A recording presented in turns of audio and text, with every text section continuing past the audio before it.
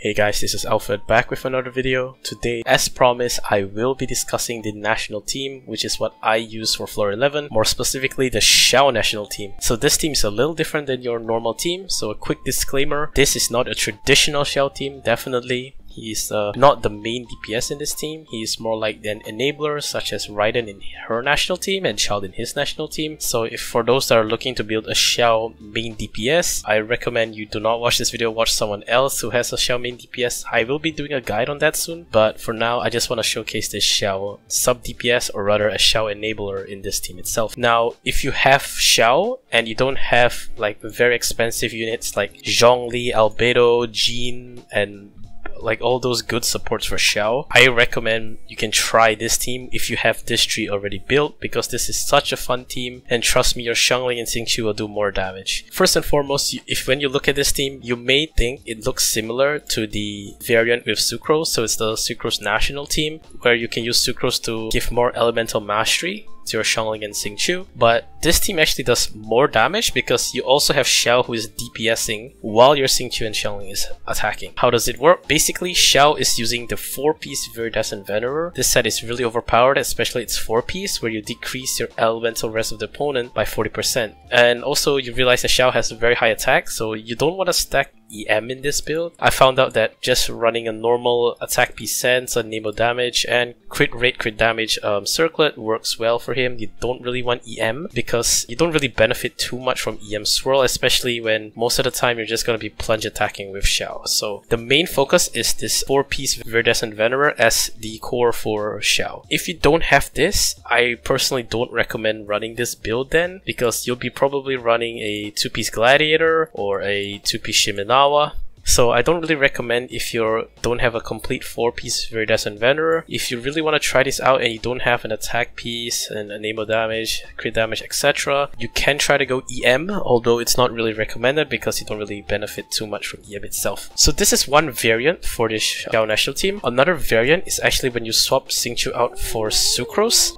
This kind of works too. This is the traditional Xiao national team, but I don't really like this because you're just basically mono pyro plus monos anemo, so you don't really benefit too much from this impetuous winds effect. Like, you're basically sacrificing Xingqiu for Sucrose. Yes, Sucrose can give particles to Xiao, means he can use his burst more often, but I feel like if you just use the traditional Xingqiu Xiangling Bennett combo with Xiao, this will definitely work out. So this is basically a team. If you don't have Xingqiu, which I really doubt, then you can use Sucrose. It doesn't really matter. So now for the build, I've already talked about his artifacts, so just try your best to run 4-piece Viridescent Venerer. For weapons, his best in slot is definitely the PJWS or the Primordial Jade Wing Spear. Some other substitutes are like the other 5 stars, Calamity Queller, and the Staff of Homa, or the Raiden weapon, which I forgot the name of. So those are 3 notable weapons. If you don't have any of those, Lithic Spear is really good. It's one of his best 4-star weapons. It's pretty insane because for every character that hills in leeway, especially this team where Xiao is in leeway, Xingqiu is in leeway, Xiangling is in leeway, so definitely that weapon itself is really insane for him.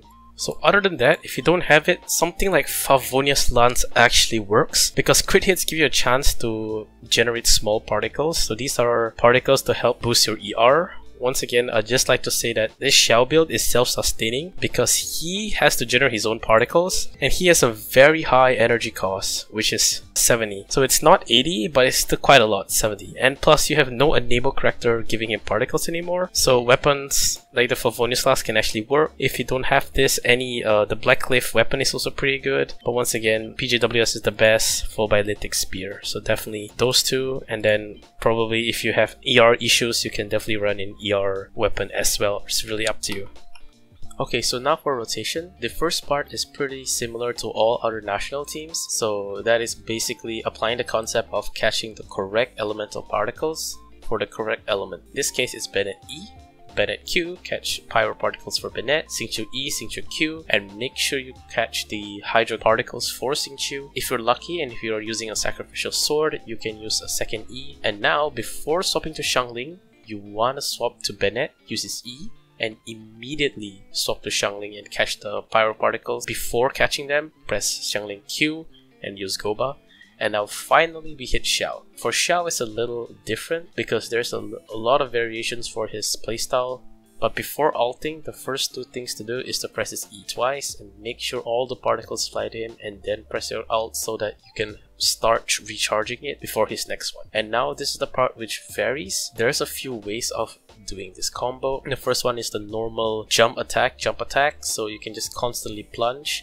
This is good if you're fighting multiple enemies, so if you're fighting an abyss with a lot of slimes or a lot of treasure hoarders, this combo can definitely work, and then after that rinse and repeat. However, if you're fighting a single target, so for example like in this video I'm fighting the Geovishap, what you should do instead is normal attack, charge attack, and cancel the animation by plunging. So normal attack, charge attack, jump, and then plunge, and then just rinse and repeat this, and this is actually the Xiao combo which does the most damage. So now for pros and cons for this team. The first pro is that this team is free to play friendly. This is because that the team actually uses only one 5-star, which is Xiao, and the other 3 being 4 stars, which people already have. So this team is relatively easy to build as well. The second pro is that this team can do a lot of damage with low investment just because of how strong Vaporize is and abusing Viridescent Venerer. So if you have those setups, definitely this team can do a lot of damage even if you don't put a lot of resources into it. Now for cons, I think the biggest flaw for this team is that rotation is not as clean as a Raiden national team. This is because Xiao has to self-sustain his ER, while Bennett has to battery Xiangling and Xingqiu has to battery himself. Unlike the Raiden Shogun team where she can battery all 4 members, this one is pretty much self-sustaining. The second con is that this team actually uses the national team setup, which is Bennett, Xiangling, and Xingqiu. Why is this a con? Is because if you're doing Spiral Abyss where you need to run 2 teams, this isn't really gonna work, because if you don't have another full set of 4 characters ready, you might want to consider dropping this team.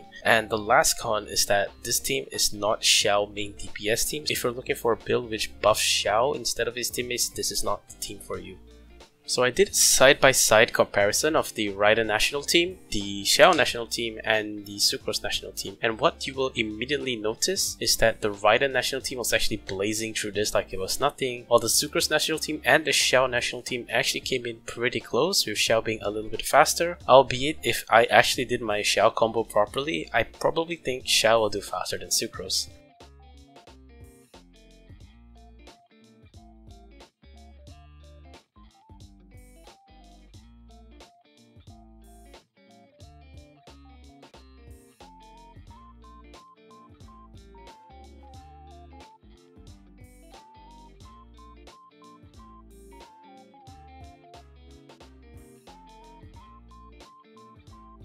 So now for the question, should you invest in this national team? The straight up answer is, if you have these 3 units, so Xiangling, Xingqiu, and Bennett already built with another team, and you have Xiao because you pulled him in the previous banners and you don't know what team to build him with, you can definitely try this team. It's more of a support Xiao, I understand, but it's definitely a team that has a lot of damage and a lot of potential. Of course, if you have the other core support units for Xiao, which makes him the main DPS, then you don't have to play this team, but since you might already have these 3 characters built, why not? Thank you guys so much for watching this video. If you like content like this, please leave a like and comment down below which kind of teams would you like to see in the future. And once again, if you like the content, please subscribe because I will be doing more videos like this in the future. And with that, thank you guys so much for watching. Peace out.